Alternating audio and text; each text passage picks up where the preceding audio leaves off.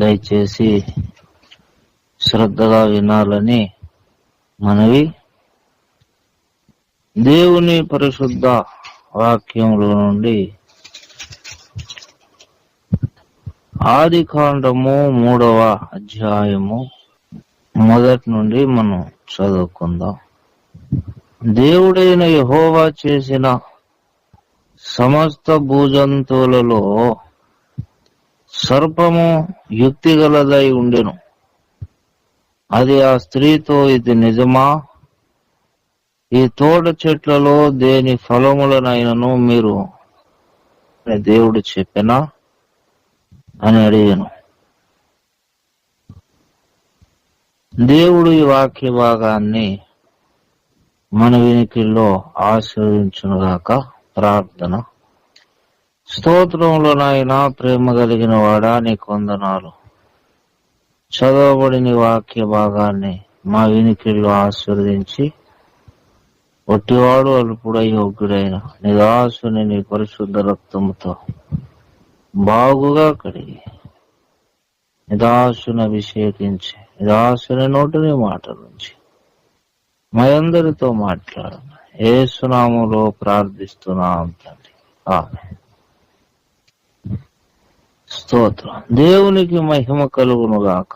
ప్రియ దేవుని బిడ్డలారా, చదవబడినటువంటి వాక్య భాగము ఆదికాండము 3వ అధ్యాయము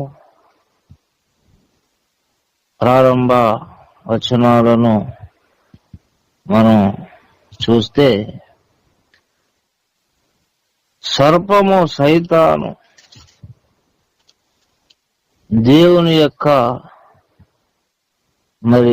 అతి సుందరమైనటువంటి సృష్టిలో ఆహ్లాదకరమైనటువంటి వాతావరణం, ఏదేను తోట, చాలా అద్భుతమైనటువంటి సుందరమైనటువంటి వనము, తోట. అక్కడ ఆదాము అవ్వలు నివసిస్తూ ఉన్నారు. ఆ ప్రాంతంలోనికి సైతాను వచ్చాడు. ఆహ్లాదకరమైనటువంటి వాతావరణం, చాలా సుందరమైన ప్రశాంతమైనటువంటి స్థలము, వాతావరణం. అలాంటి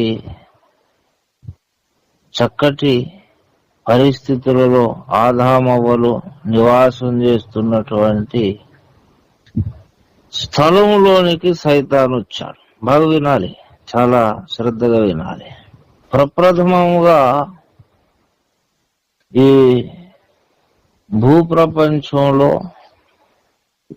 చాలా ఆహ్లాదకరమైన ప్రశాంతమైనటువంటి వాతావరణంలో ఎలాంటి దిగులు గాని, విచారము గాని, భయంకర పరిస్థితులు గాని, ఎలాంటి రోగాలు, ఎలాంటి ఆర్థిక ఇబ్బందులు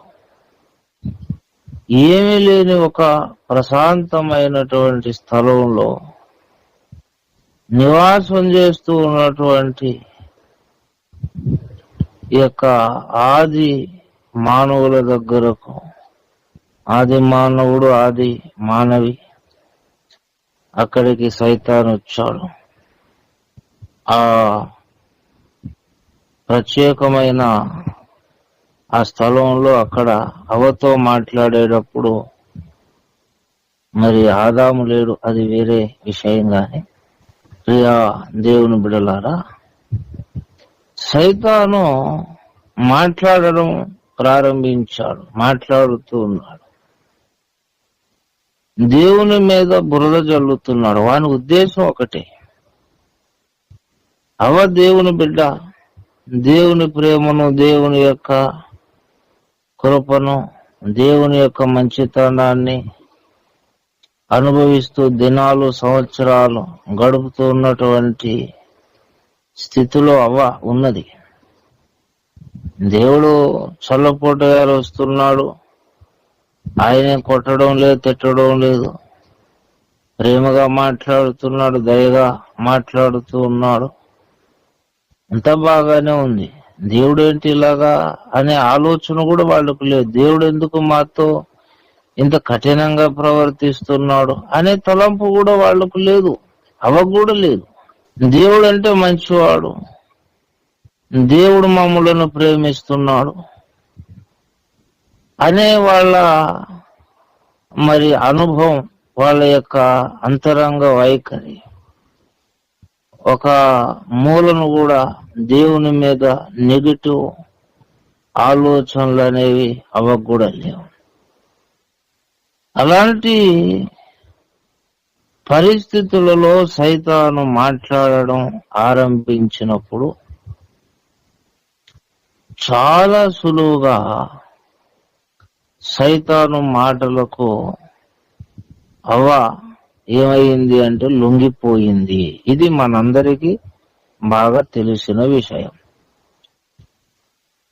ఏ బాధలు లేవు, ఏ కష్టాలు లేవు, ఏదో చాలా ఆర్థిక ఇబ్బందులు, అనారోగ్య సమస్యలు, ఆడబడుచుతో సమస్యలు, అత్తగారితో సమస్యలు ఉన్నాయండి. ఈ సమస్యలకు తట్టుకోలేక సైతాను చెప్పిన సలహాను స్వీకరించింది. క్లిష్ట పరిస్థితులలో అలాంటి ఒపీనియన్ తీసుకుంది అనేది ఏమైనా ఉన్నదా? ఆడబడుచులు లేరు, అత్తగారు లేదు, ఆర్థిక ఇబ్బందులు లేవు, అనారోగ్య సమస్యలు లేవు, అకాల మరణ భయం లేదు, ఏముంది? ప్రశాంతమైన వాతావరణం, నెమ్మది. ఆమె రాని లోకానికి, ప్రపంచానికి అంత సుఖమయమైన జీవితంలో సైతాను మాట్లాడుతున్నప్పుడు, ఆమె అంత సుఖమయమైన జీవితంలో ఉన్నప్పుడే సైతాను మాట్లాడుతుండగా ఆమె వాడి మాటలకు లొంగిపోయింది. చాలా ప్రమాదకరమైనవి సైతాను మాటలు, చాలా ప్రమాదకరమైనవి. జ్ఞానులను సైతాను చెరపగలడు, మేధావులను సైతాను పాడు చేయగలడు. చాలా తెలివి ఉన్నది అనుకున్న వాళ్ళు, చాలా అనుభవం ఉన్నది నాకు అనుకున్న వాళ్ళను కూడా సైతాను పాడు చేయగలడు. అలాంటి దుష్ట శక్తి, నిత్య చీకటి యొక్క శక్తి దేవుని బిడ్డలారా కలిగి ఉన్నటువంటి వాడు సైతాను. వారి మాటలకు అలాంటి శక్తి ఉన్నది.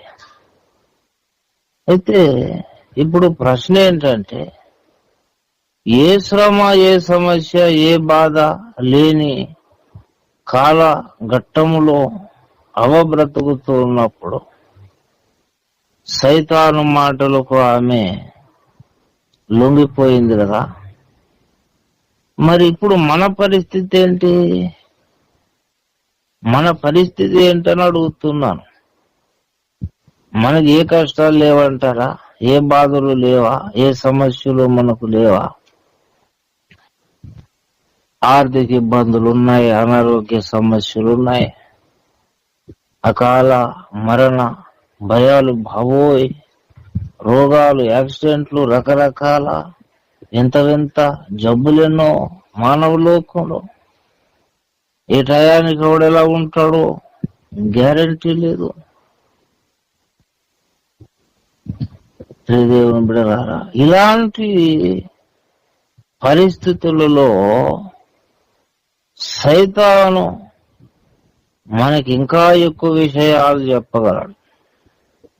అప్పుడు వాడు చెప్పడానికి ఒకటే విషయం వాడికి దొరికింది. ఆ పండు తింటే మీరు దేవతలు అవుతారు, దేవుడు అబద్ధం చెప్పాడు.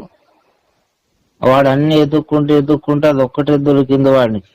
ఇది ఒక్కటి చెప్పాలి వాడు, ఇంకేం చెబుతాడు? కానీ ఇప్పుడు మనకు చెప్పడానికి వందల వేల సంగతులు ఉన్నాయి. అవతో చెప్పడానికి ఒకటే సంగతి ఉంది. దేవుని మీద విషాన్ని నూరు పోయడానికి, దేవునికి వ్యతిరేకమైన ఆలోచనలు పుట్టించడానికి వారికి కీలకమైన విషయం వాడికి ఒకటే దొరికింది, దాన్ని వాడుకున్నాడు, దాంట్లో వాడు ఫలితం సాధించాడు. కానీ మన విషయంలో ఏ విషయం ఉంది వీడితో మాట్లాడడానికని ఎదుక్కోని అవసరం లేదు. కుప్పలు కుప్పలు ఉన్నాయి. ఏ కోణంలోనైనా మనతో వాడు మాట్లాడచ్చు. మన వ్యక్తిగత జీవితం, ఆరోగ్య పరిస్థితి, ఆర్థిక పరిస్థితి, దేవుని బిడ్డలారా, మనల్ని వాడు ఏ రకంగానైనా వాడు మనతో మాట్లాడి దేవునికి వ్యతిరేకంగా మనం ఆలోచించేటట్టు చేయడానికి మరి ఎక్కువ అవకాశాలు మన విషయంలో సైతానికి ఉన్నాయి. బాగా వినాలి, చాలా అవకాశాలు ఉన్నాయి. నువ్వు ఈ కోణంలో వినకపోతే వాడు వేరే కోణంలో వస్తాడు. అది రెండో కాకపోతే మూడవ ధారించుకుంటాడు, నాలుగవ ధారించాడు. 1, 2, 3 కాదు, 100 మార్గాలు ఉన్నాయి నీతో వాడు మాట్లాడడానికి. ఎందుకంటే మనం ఉన్న పరిస్థితులు అలాంటివి, మన స్థితిగతులు అలాంటివి. కనుక ప్రశాంతమైన వాతావరణంలో ఉంటున్న అవే సైతాను స్వరాన్ని విని కుప్పగూలిపోయింది కదా. ఇలాంటి భయంకరమైన పరిస్థితులలో లోకంలో బ్రతుకుతున్న మనం సైతాను మాటలు విని పాడైపోయేటువంటి అవకాశాలు లేవా అంటే ఉన్నాయి. సైతాను తప్పకుండా మనతో మాట్లాడి మనల్ని చెరచాలి, పాడు చేయాలనేది వానికి ఉన్నటువంటి కుయుక్తి. ప్రియదేవుని బిడ్డలారా, 2వ కొరింథీ 11వ అధ్యాయము దయచేసి 3వ వచనాన్ని చదువుకుందాం. సర్పము తన కుయుక్తి చేత అవను మోసపరిచినట్లు మీ మనస్సులను చెరపబడి క్రీస్తు ఎడలనున్న సరళత నుండి పవిత్రత నుండి ఎట్లయినను తొలగిపోవునేమో అని భయపడుచున్నాను అన్నాడు పౌలు భక్తుడు. సైతాను అవను మోసం చేశాడట. ఎలా మోసం చేశాడు? కుయుక్తి అంటే, యుక్తి అంటే తెలివి, దుర్మార్గపు తెలివి అన్నమాట. కుయుక్తి అంటే అందులో చాలా తెలివి ఉన్నది, కానీ అది మోసకరమైన తెలివి. ప్రియదేవుని బిడ్డలారా, అలాంటి కుయుక్తితోటి మనల్ని పాడు చేస్తాడు. ఎలా పాడు చేస్తాడో అంటే ఇక్కడ చెప్పాడు పౌలు భక్తుడు. ఏం చెప్పాడంటే, మీ మనస్సులను చెరపబడి క్రీస్తు ఎడలనున్న సరళత నుండి పవిత్రత నుండి అన్నాడు. ఇది చాలా కీలకమైనటువంటి విషయం. మనం మనుషులుగానే ఉంటాం, విశ్వాసులుగానే ఉంటాం. కానీ దేవుని ఎడల మనకున్న సరళత మన మనస్సులో తొలగిపోయింది అనుకోండి. ఆదివారం గుడికి వెళ్తాం, ప్రార్థన చేస్తాం, దేవునికి కానుకలు ఇస్తాం, స్వార్థ కూటాలకు వెళ్తాం, సభలకు వెళ్తాం. కానీ ప్రధానముగా ఒక విషయాన్ని మనం కోల్పోయామనుకోండి. ఏంటి ఆ విషయం అంటే, క్రీస్తు ఎడలను ఉన్నటువంటి సరళత, ఆ పవిత్రత. నీ మనస్సులో దేవుని విషయమైన ఏ పవిత్రమైన భావం ఉండిందో అది పోయింది. ఇక తర్వాత నువ్వు ఆదివారం గుడికి వెళ్ళినా వెళ్ళకపోయినా ఒకటే, మన మనస్సులో మన హృదయంలో దేవుని ఎడలో ఉన్నటువంటి సరళత, దేవుని ఎడలో ఉన్నటువంటి పరిశుద్ధత, ఆ భావము ప్రియదేవుని బిడ్డలారా, దాన్ని చెరపాలనేది సైతాను యొక్క కుట్ర. నీ చేత విగ్రహారాధన చేయించాలని కాదు. బాగా వినాలి. చాలా మంది విశ్వాసులు ఏమనుకుంటారంటే, నేను విగ్రహారాధన చేయనండి, ఆ పూజా సంబంధమైన భోజన పదార్థాలు తినండి అని గర్వంగా చెప్పుకునే వాళ్ళు ఉన్నారు. ససేమేర మేము ముట్టుకోమండి అని చెప్పుకునే, అది పెద్ద విషయం కాదు. విగ్రహారాధన నువ్వు చేయవు, దానికి సంబంధించిన బలి భోజనాన్ని నువ్వు తిను, అది పెద్ద విషయం కాదు. సైతాను కూడా నీ చేత విగ్రహారాధన తినిపించాలి, విగ్రహారాధన చేయించాలి, ఏదో ఒక విగ్రహాన్ని నీ చేత మొక్కించాలి అనేది కాదు వానికి. అది పెద్ద విషయం కాదు. ఎందుకంటే సైతాను ప్రపంచంలో లోకం దుష్టుని యందు ఉన్నది అన్నాడు కదా యోహాను పత్రికలో. లోకానికి రాజు సైతాను. సైతాను సంబంధించినటువంటి ఈ లోకంలో అందరూ విగ్రహారాధన చేస్తున్నారా? విగ్రహమును దేవుడుగా పూజించే వ్యక్తులు ఉన్నారు. అసలు విగ్రహమే దేవుడు కాదు అనేవాళ్ళు లేరు. విగ్రహము దేవుడు కాదనే వాళ్ళు ఉన్నారు. విగ్రహమును నమస్కరించే వాళ్ళని దూషించి అజ్ఞానులనే నాస్తికులు ఉన్నారు. మరి వాళ్ళని లీడ్ చేసేది ఎవరు? వీడే, ఈ ఇహలోకపు దేవతే వాళ్ళను లీడ్ చేసేది కనుక మరి వాళ్ళ చేత ఎందుకు విగ్రహారాధన చేయించట్లేదు సైతాను? దేవుని బిడ్డలారా, సైతాను వాడి గమ్యము, వాని గురి ఏమిటి అంటే, మనస్సులలో దేవుని మీద ఉండవలసిన అభిప్రాయము ఒక మనిషికి గాని ఒక విశ్వాసికి గాని ఉండొద్దు. దేవుడు అనగా మనకు ఎలాంటి భావం ఉండాలి, ఎలాంటి వైఖరి మనం యాజ్ ఇట్ ఈజ్ ఎలా ఉండాలి, వాస్తవంగా సత్యంగా దేవుడు అనగా నీ మనస్సులో ఎలాంటి వైఖరిను కనపరచు, అది పోవాలి అనేది వాడి టార్గెట్. నువ్వు విగ్రహారాధన చేసావా, లేకపోతే ఆదివారం గుడికి వెళ్ళావా, అందరికంటే ముందు బెంచీలో కూర్చున్నావా? నువ్వు అందరికంటే పోయి ముందు బెంచీలో కూర్చో, విగ్రహారాధన చేయకపో, అది పెద్ద విషయం కాదు వానికి. ప్రధానముగా దేవుడు అనగానే ఒక విశ్వాసికి ఎలాంటి భావం రావాలి, అది జరిపేయాలన్నమాట. అది ఉండొద్దు.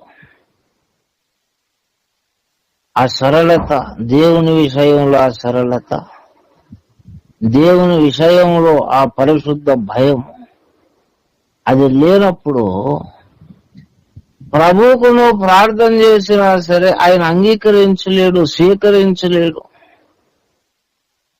ఆయనకి మనం ఒక కళ్ళలో కారంలాగా ఉంటామన్నమాట. ఎవడో ఒకడు వచ్చి, అయ్యా మీరంటే మాకు చాలా అభిమానం అండి, మేము మిమ్మల్ని గౌరవిస్తున్నాం, సన్మానించాలనుకుంటున్నాం, మా సన్మానాన్ని స్వీకరించండి అని మరి కొంతమంది పూలు చల్లుతారు కదా, పూలదండలేసి ఇంకా అభిమానం అయితే నెత్తి మీద కాళ్ళ మీద పూలు చల్లుతారు. అలాగే అయ్యా మా సన్మానాన్ని స్వీకరించండి అని డబ్బా ఓపెన్ చేసి కారం చల్లుతున్నాడు అనుకోండి. మీరంటే మాకు చాలా ఇష్టం అండి, ఇదిగో అందరూ పూలు చల్లుతారు, రొటీన్ గా ఉంటుందని మేము కారం చల్లుతున్నాం అని కారం చల్లితే ఎంత అభిమానం అని అనుకుంటామా మనం? అలాగే మన ప్రార్థనలు దేవునికి ఉంటాయి. మనసులో దేవుని ఎడల ఉండవలసిన ఆయన స్వీకరించలేడు. దేవుని ఎడల మనకు ఉండవలసిన భావమే మనకు ఉండాలి. ఆ భావం కాకుండా నీకు వేరే భావం వచ్చిందనుకో, ఏ భావం ఉండాలో అదే ఉండాలి. దేవుని బిడ్డలారా, మరి ఉండవలసిన భావం కాకుండా ఉండకూడని భావం దేవుని మీద నీ మనస్సులో చిత్రీకరించబడితే, నీ మనస్సులో ఆ రకమైన బొమ్మ ఒకటి, దేవునికి వ్యతిరేకముగా ఆలోచించే మనస్సు వైఖరి నీ మనస్సులో రూపుదిద్దుకున్న తర్వాత, నేను క్రైస్తవురాలని చెప్పుకున్న వేస్తే. కనుక సైతాను బాగా ఎక్కడ కృషి చేస్తాడంటే, దేవుని వాక్యము ద్వారా పరిశుద్ధాత్మ దేవుడు నీ మనస్సు మీద యేసయ్య విషయములో ఇలాంటి గౌరవాన్ని నిర్మాణం చేశాడు, ఇలాంటి పవిత్ర భయమును పరిశుద్ధాత్మ దేవుడు వాక్యము ద్వారా నీలో నిర్మాణం చేశాడు. దానిని చెరచాలనేది సైతాను యొక్క కుట్ర. అది జరిగిపోవాలి, అది వాని కృషి. అయితే ఒక మాట చెప్పి నేను ముగిస్తాను. దానికి వాడు ఎన్నైనా వాడుకోవడానికి అవకాశాలు ఉన్నాయి. ఎందుకంటే నీ ఆరోగ్య పరిస్థితి ఎప్పుడో ఒకలాగా ఉండదు, నీ మైండ్, నీ మనస్తత్వం ఎప్పుడో ఒకలాగా ఉండదు, నీ ఆర్థిక పరిస్థితులు ఎప్పుడో ఒకలాగా ఉండవు. ఇవన్నీ కాకుండా మరొక కీలక విషయం, నీ దేవునికి నువ్వు ప్రార్థన చేస్తున్నప్పుడు నీ ప్రార్థనకు ఫలితాలు కూడా అంత త్వరిత గతిని రావు. వేగముగా ప్రార్థనకు సమాధానాలు రావు. ఇవన్నీ వాడుకొని సైతాను క్రీస్తు ఎడలో ఉన్నటువంటి సరళతను మన మనస్సులో చెరచగలడు. అందుకనే పౌలంతటి వాడే భయపడుతున్నానన్నాడు. ఎలాంటి మాట వాడాడు చూడండి. పౌలు భయపడుచున్నాడు అంటే పౌలే భయపడుతున్నాడు. కానీ ఇక్కడ ఆశ్చర్యకరమైన ఒక విషయం ఏంటంటే, మనల్ని చెరుచునేమోనని భయపడుచున్నాను అనలేదు. అది ఇక్కడ మనం గమనించవలసినటువంటి విషయం. శ్రీదేవుని బిడ్డలారా, ఆ 11:3 2 కొరింథీ 11:3 మీ మనస్సులను చెరపబడి, అంటే మీ అనే మాట వాడాడు. అంటే పౌలును సైతాను నన్ను చెరుస్తాడేమో అనే పరిస్థితిలో లేడు. ఏదో జరిగింది. పౌలు ఉన్న స్థానములో, ఆ స్థితిలో కొరింథీ సంఘ విశ్వాసులు లేరు. చెరచడానికి అవకాశము లేనటువంటి స్థితిలో పౌలు వెళ్ళిపోయాడు. తన గురించి తాను భయపడే పరిస్థితిలో లేడు. విశ్వాసుల విషయంలో భయపడుతున్నాడు. కాబట్టి ఇక్కడ మనం ఒక విషయాన్ని గమనించాలి. అనేక విషయాలను వాడుకొని సైతాను మన మనస్సులను చెరపాలనే ప్రయత్నం చేస్తూ ఉంటుండగా, అందులో ప్రధానమైనది ఏంటంటే మన దేవుని యొక్క మౌనము. దేవుని బిడ్డలారా, మన దేవుని మౌనమును వాడుకొని మరి ఎక్కువగా మన మనస్సులను దేవునికి వ్యతిరేకంగా త్రిప్పడానికి సైతాను ప్రయత్నం చేస్తాడు. ఇది మనం గమనించాలి, బాగా వినాలి. అనేక ఆర్థిక పరిస్థితులు, అనారోగ్య సమస్యలు, ఇవన్నీ మాట్లాడుతూ ఉంటాడు. ఏం దేవుడయా ఇన్ని ఇబ్బందులు సమస్యలు ఉన్నావు అనేది వాని యొక్క కుట్రలో ఒక భాగం. మనం ఏదేదో ప్రేమ జాలి ఉన్నట్టు మాట్లాడి అవును కదా, నిజమే కదా, మరి నేను ఈ స్థితిలో ఉండడం ఏంటి, ఇంత గొప్ప దేవుడైతే అనే మనస్సు మనకు కలిగించి మెల్లగా క్రీస్తు ఎడల మన మనస్సులో ఏ సరళత ఉన్నదో దానిని చెరపే ప్రయత్నం వాడు చేస్తా ఉంటాడు. అయితే అన్నిటికంటే ముఖ్యముగా ఈ మరలా నేను చెబుతున్నాను, ఈ మాట వినాలి, మీరు గుర్తు పెట్టుకోవాలి. అన్నిటికంటే ముఖ్యముగా సైతాను మనల్ని చెరచడానికి, మన మనస్సులను చెరచడానికి వాడుకునే ఆయుధము పేరే దేవుని మౌనము. దేవుని మౌనం. దేవుని మౌనమును వాడు ఒక అస్త్రముగా వాడుకుంటాడు. దేవుని మౌనమును ఒక ఆయుధముగా నీ మనస్సును చెరపడానికి వాడు వాడుకుంటాడు. శ్రమలు వస్తే వచ్చావయ్యా, శ్రమలలోని దేవుడు మాట్లాడా, నిన్ను ఆదరించాడా, ప్రేమగా ఒక మాట పలికాడా అనే దుష్ట స్వరము మనల్ని వెంటాడుతుంది. ప్రియ దేవుని కుమారుడా, కుమార్తె, శ్రమలు నీకు వచ్చినప్పుడు ఒక విశ్వాసిగా, దేవుని బిడ్డగా నీ దగ్గర ఉన్నటువంటి అస్త్రము నువ్వు వాడతావు. ఏంటంటే ప్రార్థన. ప్రభువా నాతో మాట్లాడు, ఎందుకు నాకు ఈ సమస్య? పరిస్థితులు మార్చవయ్యా అంటావు, పరిస్థితులు అలాగే ఉంటాయి. తండ్రి, ఈ ఆర్థిక ఇబ్బందులు, ఈ అనారోగ్య సమస్యలు ఇలా ఉండడమే నీ చిత్తమా? అదైనా చెప్పు. నా కుమారుడా, నా కుమార్తె, నువ్వు ఈ స్థితిలో ఉండడమే నాకు ఇష్టము, నీకు మేలు, అదైనా ఏదో ఒక మాట చెప్పు అని విశ్వాసి తల్లడిల్లు పోతా ఉంటాడు. సమస్యకు విశ్వాసి తల్లడిల్లిన దానికంటే దేవుని మౌనమునకు ఎక్కువ తల్లడిల్లిపోతాడు.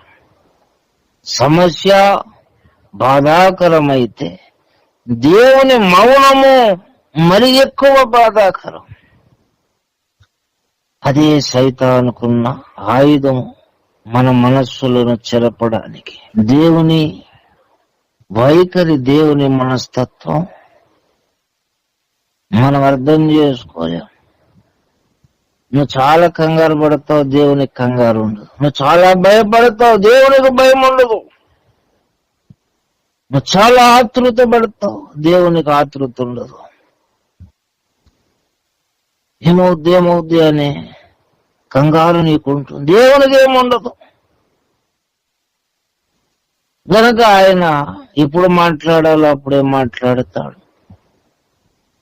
ఆయన మౌనము నీకు భయంకరమైన టార్చర్, చాలా భయంకరమైన పరిస్థితి. అదేదో ఒక ఊబిలాగా, అదొక చీకటి అగాధంలాగా నువ్వు ఫీల్ అవుతా ఉంటావు. చాలా మంది పాడయ్యేది ఇక్కడే, తెలుసా మీకు? భక్తిని పాడు చేసుకునేది ఇక్కడే, విశ్వాసమును పాడు చేసుకునేది ఇక్కడే. దేవుని మౌనమే వీళ్ళు పాడైపోవడానికి సైతాను వాడుకున్న అస్త్రము. అయితే ఇండైరెక్ట్ గా దేవుడే వీళ్ళు పాడవడానికి కారకుడా? కాదు. అలాగైతే భక్తులందరూ పాడవాలి కదా.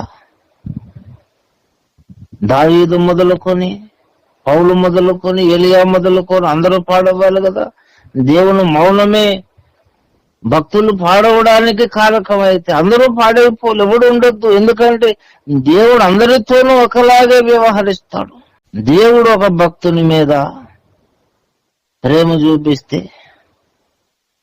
ఇంకొక భక్తుడి మీద కూడా ప్రేమ చూపిస్తాడు. ఒకరి మీద కాఠిన్యం చూపిస్తే చెక్కడానికి, మలచడానికి దేవుడు ప్రేమను చూపిస్తే ఈ సమయంలో వీడు చెక్కబడతాడంటే ప్రేమే చూపిస్తాడు. కాఠిన్యం చూపిస్తేనే వీడు చెక్కబడతాడంటే కాఠిన్యమే చూపిస్తాడు.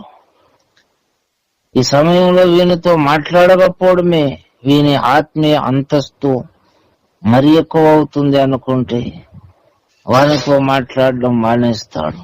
అందరితో దేవుడు అందరినీ ఎక్కించడానికి ఆయన దగ్గర ఒకటే వ్యక్తిత్వం ఉన్నది, 2-3 వ్యక్తిత్వాలు లేవు. ఆయనకున్నది ఒకటే మనసు, ఒకటే నాలుక, 2 నాలుకలు లేవు. కాబట్టి వేరే వేరే పరిస్థితులు, ఒకరికి ఒక పరిస్థితి, ఇంకొకరికి ఇంకో పరిస్థితి రావచ్చు, కానీ మనసు ఒక్కటే. యోబుకు వచ్చిన శ్రమ అందరికీ వస్తుందని కాదు, కానీ యోబుకు దేవుడు ఏ మనస్సుతో ట్రీట్ చేశాడో ఎలీషా భక్తుని కూడా అదే మనస్సుతో ట్రీట్ చేస్తాడు. పద్ధతులు మారుతాయి, కానీ దేవుని యొక్క ఏక మనస్సు, అందులో నుండే దేవుడు అందరినీ చెక్కుతాడు, మలుస్తాడు, నిలబెడతాడు. కాబట్టి మరి నేను దేవుడు మాట్లాడలేదండి అందుకే నేను పాడైపోయాను అంటే మరి దావీదుతో కూడా మాట్లాడలేదు.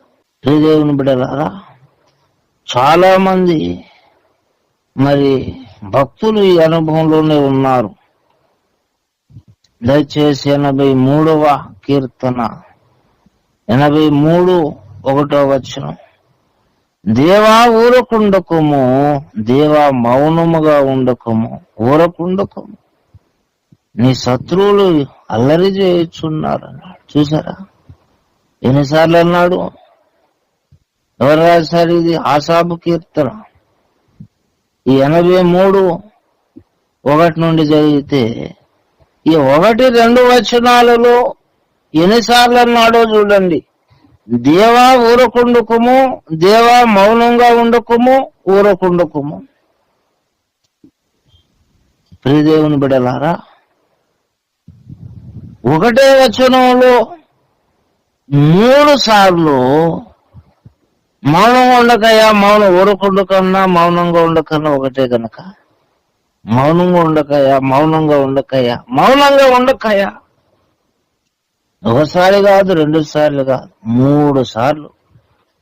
ప్రియదేవుని బిడ్డలారా, ఈ మౌనముగా దేవుడు ఉండడము సైతానుకు చెలరేగిపోతాడు. దేవుని మౌనములో సైతాను చెలరేగిపోతాడు, ఇంకా చెలరేగిపోతాడు. అయితే ఒక మాట చెప్పి నేను ముగిస్తాను. దేవుని మౌనము, ప్రియ దేవుని బిడ్డలారా, ప్రతి విశ్వాసికి చాలా చాలా చాలా చాలా ప్రాణప్రదమైనది. దేవుని మౌనము కూడా నీకు కీలకమే. దేవుడు మౌనము నీకెందుకు కీలకము అంటే, దేవుణ్ణి నీవు దేవుని కుమారుడా కుమార్తె, దేవుని నీవు సొంతముగా ఏమంటారు, సొంతంగా దేవుని గురించి ఆలోచించి, అది వరకు దేవుని గురించి నువ్వే సంగతులు విన్నావో, ఏ విషయాలు నువ్వు విన్నావో, దేవుని వ్యక్తిత్వమును గురించి ఏవి సంగతులు నువ్వు నేర్చుకున్నావు, ఆ సంగతులను మరలా నువ్వు మననం చేసుకోవడానికి, మనస్సును తెచ్చుకోవడానికి, వాటిని నీలో నీవు స్థిరపరుచుకోవడానికి, వాటిని గట్టిగాను పట్టుకోవడానికి నీకు ఇవ్వబడిన అవకాశమే దేవుని మౌనము. ఇది విషయం.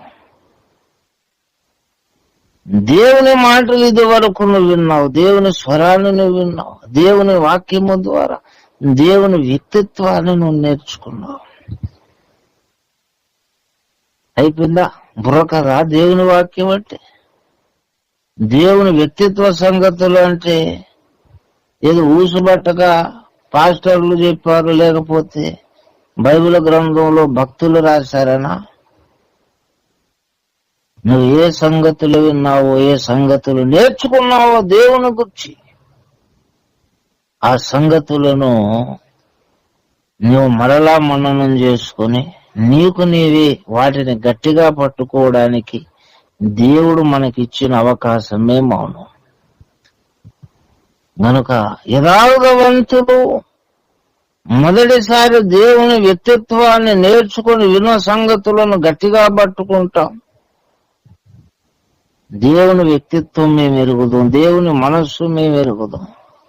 దేవుడు మాకు ముందు చెప్పిన సంగతులే ఇప్పుడు మాకు ఆధారము అనుకోగలిగిన వాడు దేవుని మౌనంలో నిలబడతాడు. దేవుడు ఎవరికా మాట్లాడుతూ ఉంటే, నీకు ఎదురైన సమస్యలు పరిస్థితులు అన్నిటికీ మాట్లాడుతూ ఉంటే, దేవుని సంగతుల కొరకు ఎప్పుడు నిలబడతావు? గతంలో నేర్చుకున్న దేవుని వ్యక్తిత్వం కొరకు నువ్వు ఎప్పుడు ఎలా నిలబడతావు? అంటే నిలబడేది లేదండి. ఎప్పుడు నేర్చుకోవడం, ఎప్పుడు వినడం, ఎప్పుడు ఏదో కొత్త విషయాన్ని వింటూ పోవడమే తప్ప వినదాని కొరకు నేను నిలబడేది ఏమి లేదని అంటావు. అంతకంటే నీచమైన బ్రతుకు ఇంకొకటి ఉండనే ఉండదు. దాదాపు ఒక 100 సంవత్సరాలు దేవుని మాటలు విన్నది, మంచితనాన్ని చూసింది. కానీ ఆమె మనస్సు ఒకసారైనా వెనక్కి పోలేదు. This is a very biggest mistake. దేవుని బిడ్డలారా, మనస్సు వెనక్కెందుకు పోలేదని అడుగుతున్నాను. పోయిందా? దేవుడు ఆమె ఉనికిలోనికి వచ్చిన దినం మొదలుకొని, ఆమె ఉనికిలోనికి వచ్చింది కదా, ఆ దినం మొదలుకొని దేవుని స్వరాన్ని ఆమె వింటూ ఉన్నది, దేవుని మంచితనాన్ని చూస్తుంది. సంవత్సరాలు నెలలు కాదు, సంవత్సరాలే. ఒక్క క్షణము వెనక్కైనా పోయిందా? ఒకరోజు వెనక్కైనా పోయిందా? ఇప్పుడు సైతాన్ వచ్చి మాట్లాడాడు, నిన్నైతే దేవుడు మాట్లాడాడు.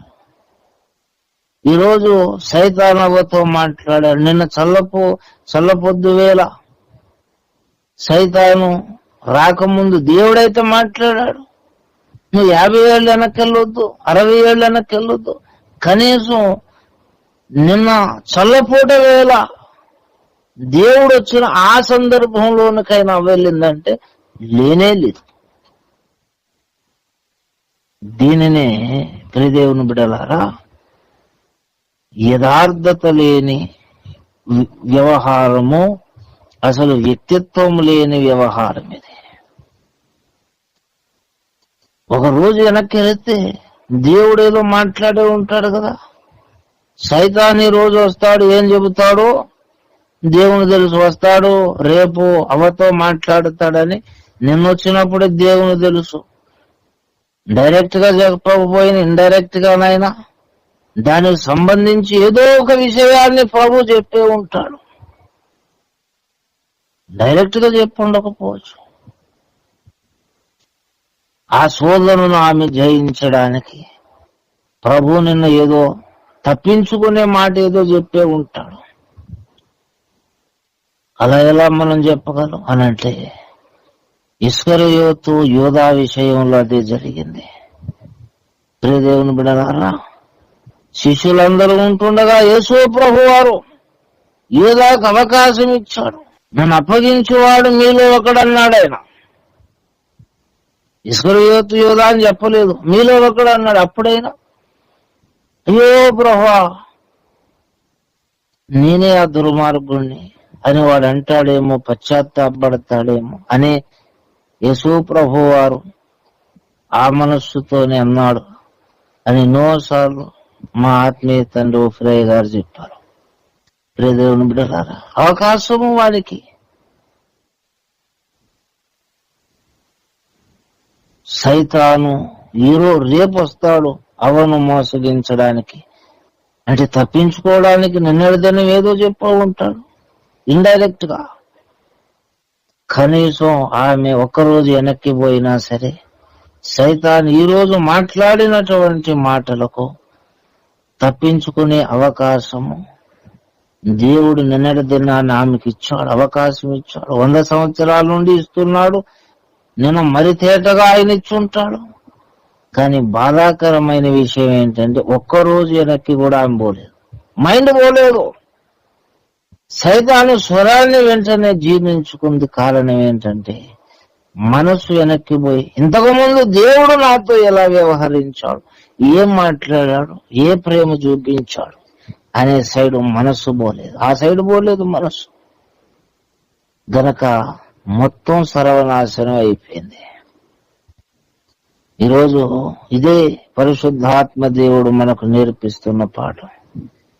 దేవుని మౌనములో సైతాను చెలరేగి రకరకాల విషయాలు వాడు మనకు చెబుతున్నప్పుడు మనం అవలంబించవలసిన వైఖరి ఒకటే. గతములో దేవుని గూర్చి నువ్వేమన్నావో, దేవుడు నీ గూర్చి ఏం మాట్లాడాడో, నీకే సంగతులు నేర్పించాడు, నువ్వు అటు పోవాలి, నీ మనసు నీ మైండ్ అటు పోవాలి పోవాలి పోవాలి. అక్కడికి పోకుండా దేవుని మౌనంలో, దేవుని మౌనాన్ని చూసి, దేవుడు మాట్లాడట్లేదుగా, సైతాను మాట్లాడుతున్నాడు, దేవుడే మాట్లాడుతున్నాడు. నేను ఎంత అడిగినా ప్రభు మౌనంగానే ఉంటున్నాడు అని నువ్వు ప్రభు మౌనాన్ని మాత్రమే నువ్వు చూడొద్దు. ప్రభు మౌనం ఈ దినం నీకున్నది, ప్రభు మౌనంలో నువ్వు నడుస్తున్నావు, దాన్ని మాత్రం నువ్వు చూడొద్దు. గతంలో ప్రభు నీతో ఏం మాట్లాడాడు అక్కడికి నువ్వు పోవాలి. ఇది కీలకమైన సందేశం ఈరోజు, ఇది గుర్తుపెట్టుకోవాలి. ప్రతి విశ్వాసి ప్రతి భక్తుని జీవితంలో దేవుని మౌనం ఉంటుంది, అక్కడే సైతాను శోధన ఉంటుంది. అప్పుడు మన అస్త్రమే గతంలో దేవుని గురించి నువ్వు ఏం నేర్చుకున్నావు, అక్కడికి పోకపోతే నువ్వు రాలిపోతావు, నువ్వు పాడైపోతావు, అవలాగా పాడైపోతావు. క్రీస్తు ఎడలో ఉన్న సరళత నువ్వు కోల్పోతావు, మనిషిగా ఉంటావు, విశ్వాసిగా ఉంటావు, చెడిన మనసుతో ఉంటావు. దేవుని మీద ఏ పవిత్రమైన భావం ఉండాలి, అది నీలో ఉండదు. ఈరోజు కోట్ల మంది క్రైస్తవుల పరిస్థితి అదే. దేవుని విషయంలో ఎలాంటి వైఖరి ఉండాలి, అంతరంగంలో అది లేదు. ప్రార్థనలు ఉన్నాయి, కూటాలు ఉన్నాయి, కానీ సరళత పోయింది. కాబట్టి ప్రియ దేవుని బిడ్డలారా, దేవుడు ఒకవేళ నీతో మౌనంగా ఉన్నాడా, అయితే గతంలో దేవుడు గూర్చి నువ్వేం నేర్చుకున్నావు అక్కడికి పో. దేవుడు నీ గూర్చి గతంలో ఏం మాట్లాడాడు అక్కడికి వెళ్ళు. వాటిని నువ్వు మనసుకు తెచ్చుకొని మనసుతో అక్కడికి ప్రయాణం చేసేళ్ళు. అంతే తప్ప అక్కడికి నేను వెళ్ళనండి అనుకుని నీకు యథార్థత లేదు. అంటే ఊరికే నేర్చుకున్న వాక్యము ప్రాణాధారం. దేవుని మౌనంలో నిన్ను పాడు చేయడానికి సైతాను కుట్ర పని ఉంటుండగా, జీవాధారమైన వాక్యం, గతంలో దేవుడు నీకు నేర్పించిన సత్యము, గతంలో దేవుడు నీకు నేర్పించిన అనుభవము, దేవుడు నీతో వ్యవహరించిన తీరు, అవి ఇంకా సజీవంగానే ఉన్నాయి. నువ్వు అక్కడికి వెళ్ళాలి. లాస్ట్ మాట చెబుతున్నా వినండి.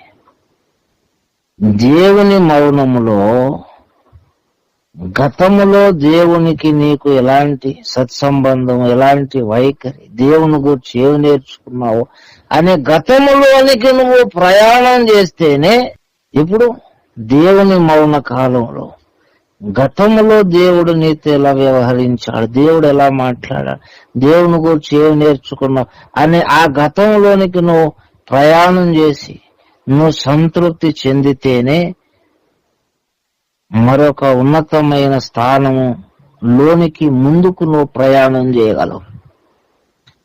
అర్థమైందా? గతంలోనికి నువ్వు వెళ్ళాలి. ముందుకు నువ్వు ప్రయాణం చేయాలంటే గతంలోనికి వెళ్ళాలి. ఎందుకంటే ఇక్కడ మౌన కాలం ఒకటి వచ్చింది. ఇక్కడే ఉండిపోతా గతంలోనికి. దేవుడు నాతో ఏం మాట్లాడాడండి, ఏదో చెప్పాడండి, ఏదో అప్పుడులో నేర్చుకున్నాండి, ఇప్పుడు ఎందుకండి అనేవాడు ఎవడు యథార్థవంతుడు కాదు, ఎందుకు పనికిరాడు వాడు. ఏమి నేర్చుకున్నావు? అంత తేలిగ్గా తీస్తావా? దేవుని గురించిన సత్యాన్ని నువ్వు అంతా చారులో కరియాపాకులకు తీసి అవతలు బాలేస్తావా? నువ్వు పాడైపోతావు. దేవునితో మౌనం కలిగి ఉన్నాడంటే గతంలోకి వెళ్ళు. ప్రియ దేవుని బిడ్డలారా, ఆసాపు భక్తుడు మౌనంగా ఉండకయ్యా అంటే తన జీవితంలో కూడా ఆ పరిస్థితి ఎదురయ్యింది. కాబట్టి ప్రియ దేవుని బిడ్డలారా, మనం నేర్చుకున్న సత్యం గతంలో ఏదైతే ఉన్నదో అక్కడికి మనం ప్రయాణం చేయాలి. మౌనం నీకు ఎదురైతే అప్పుడే నీవు దేవుని మీద ఎలాంటి మంచి మనసు వైఖరి కలిగి ఉండాలో అలాంటి వైఖరి నువ్వు కలిగి ఉంటావు. సరళత పోదు.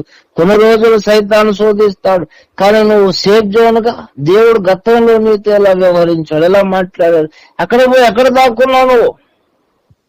గనక ఆ దినాలైన తర్వాత సైతాను యేసు ప్రభువును శోధించడం మానిపోయినట్టు నిన్ను కూడా వాడు శోధించడం మానిపోతాడు. చిటికలో మరొక ఉన్నత మెట్టెక్కుతాను. కాబట్టి ప్రియ దేవుని బిడ్డలారా, మన దేవుని మాటలు అంత తేలిగ్గా తీసుకోవద్దు. దేవుడు గతంలో నీతో వ్యవహరించిన ఏ చర్యను కూడా నువ్వు అంత తేలిగ్గా తీసుకోవద్దు. దేవుని మౌన కాలములు అవి నీకు ప్రాణాధారం గనక క్రీస్తు ఎడలో ఉన్న సరళతను కాపాడుకోవడానికి ప్రభు నీకు అనేక పాఠాలు ఇదివరకే నేర్పించాడు. వాటిని గట్టిగా పట్టుకుందాం, ప్రయాణం చేద్దాం. దేవుని మౌనంలో మరలా వెనకొద్దాం, వాటితో సహవాసం చేద్దాం. సైతాను మనల్ని విడిచిపోయినప్పుడు మరొక ఉన్నత మెట్టెక్కుతాం. ఈ రకమైన ఆధ్యాత్మిక జీవిత యాత్ర మనం చేసి దేవుని పోలికలుగా మార్చబడి దేవుని రాజ్యంలో ఉన్నత మెప్పు పొందుదాం. దేవుడు ఈ వాక్యాన్ని మన వినికిడిని ఆస్వాదించుగాక. ప్రార్థించేద్దాం. స్తోత్రం నాయన, ప్రేమ కలిగిన వాడా, అద్భుతకరుడా, ఆలోచనకర్త, మాకు ఆలోచన చెప్పువాడా, నీకు వందనాలు. ఈయన వాక్యం మాలో నిరంతరంగా ఫలింపజేయండి. మా జ్ఞానమును బుద్ధిహీనతను పారత్రులు వేయండి. వ్యర్థమైన మనస్సు తొలగించండి. మా ప్రభువా, నీవు చూపిస్తున్న దారిలో ప్రయాణం చేసి విధేయత మాకు దయచేయండి. వ్యర్థమైన గర్వమును తొలగించండి. హృదయ చెడుతనము నీ అగ్ని చేత మమ్మలను కాల్చి పుటం వేసి నీ చిత్తానుసరమైన మార్గం అందు మనల్ని నడిపించమని, కూడొచ్చిన బిడ్డలందరినీ దీవించమని యేసు మధుర నామములో ప్రార్థిస్తున్నాం తండ్రి. ఆమేన్. యేసు రక్తమునకే ధ్యాయం, ప్రవేశు రక్తమే ధ్యాయం, ప్రవేశు నామ సంపూర్ణ జయం కలుగును గాక. ఆమేన్, ఆమేన్, ఆమేన్. అందరికీ వందనాలు.